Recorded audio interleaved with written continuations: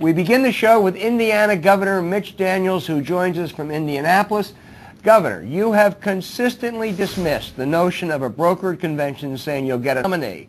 But recently, Senator Jim DeMint, one of the most influential conservatives in the party, said you're the one person who could emerge as a compromise candidate, but, quote, I don't think his wife will let it happen, end quote. Your reaction to both of those assertions? I really appreciate the kind words from Senator DeMint. I really do.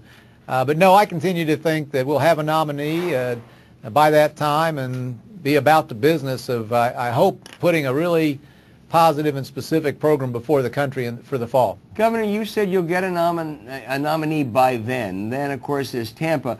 It's now in Illinois. It goes back and forth. Mitt Romney clearly has the advantage so far. But when do you think you'll get a nominee? Within the next month? We'll go all the way to the June primaries or all the way to the convention?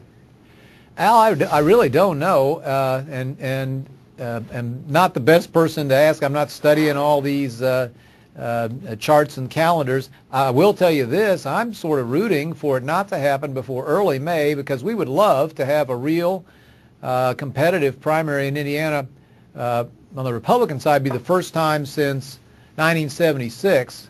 We had a great one on the Democratic side in '08. That was the first one in about 40 years. And who would be and favored? I would love to see that happen again. Who would be favored on the Republican side in Indiana today?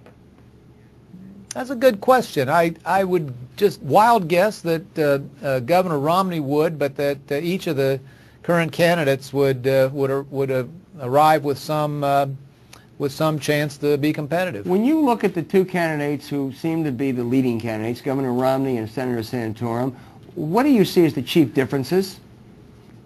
I think there's some difference of emphasis, and Governor Romney, when he likes to talk about what I think are the biggest issues, the economic issues facing the country, and a matter of emphasis. Sometimes I guess Senator Santorum devotes more of his time to other questions, but I think they're more similar in views and outlook than they let on, or than the dynamics of their running against each other allows them to show.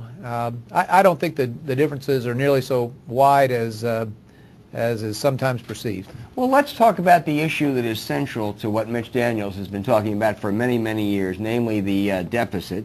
And you are a genuine deficit hawk. You actually won a reunion tour, you said, for Bowles Simpson. And you have skewered Barack Obama for what you think is his fiscal recklessness on debt. You really established that record very, very, in a very committed way. But your leading candidates, according to the Committee for Responsible Budget, are also fiscally reckless. They say Mitt Romney's proposals would increase the federal deficit by $250 billion through 2021, Santorum by trillions. Isn't it time for Republican presidential candidates, as well as the president, to propose some sacrifices, even some pain, as well as the fun of tax cuts? It is time for candidates to, I believe, propose specific remedies or steps to address this very, I think, survival level issue that we're facing, Al. The president, sorry to say, has gone completely AWOL on this issue. I guess we're not going to hear anything from him. He had his chance when Bowles Simpson came out, and he didn't take it. And he walked away from it. He did. But have you told your candidates you'd like to see them step up to that and be specific? I believe I have, and I'll continue trying. When I was asked to speak for our party after the State of the Union, I tried to address these questions very frankly. Wrote a book about it, about this general subject for that matter. No, I mean, there's plenty of time. I will say that I believe our candidates have spoken more forthrightly, certainly than the president, but not nearly to the extent that the moment requires. I mean, this really ought to be a subject that engages us all. It threatens the essence of the American promise, upward mobility. It is a very serious threat to young people and low-income people in this country, and it's a great opportunity for our party, I think, to speak more openly and inclusively, and also to have the confidence in the American people that they can handle the facts, and they pretty much sense we're in a serious fix, and I think they're waiting for somebody to say so and say, look, here's some things we can do. Let me just say, Al, I don't think we have to talk about pain and sacrifice particularly. The pain and sacrifice is going to come through inaction, not the, I think, reasonably moderate steps we could start taking now. But don't they have to be taken both with the big entitlements and with higher revenues? Yes, exactly. But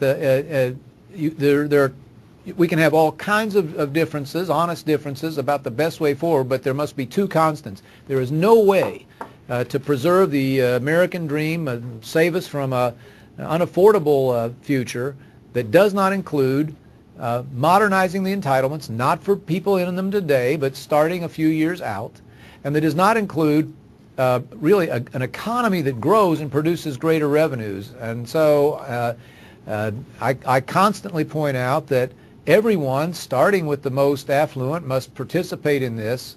There are smart and dumb ways to do that. My strong encouragement is for closing tax loopholes and stop sending benefits that really should be concentrated and preserved for the most vulnerable among us. One Indiana-specific question. Your mentor in this business is Senator Richard Lugar, who suffered a blow of sorts this week when they ruled that he couldn't vote in Indiana. He can run but couldn't vote.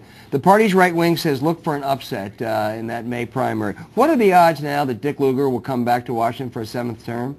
I think he will, and I think he should.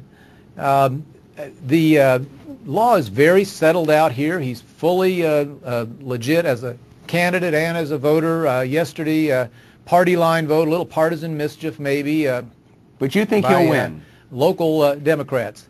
I do believe he'll win, you know, he's still a great asset to this state and to the country, and you know, his opponent's a worthy guy, a friend and ally of mine. But I've broken a heretofore a firm policy, Al. This is the one exception I've made by saying that the senator who's meant so much to Indiana and frankly to me personally for a long time is who I'm for in this primary. Okay, Mitch Daniels, good luck to your Indiana Hoosiers in March Madness, and as always, it's great to have you on.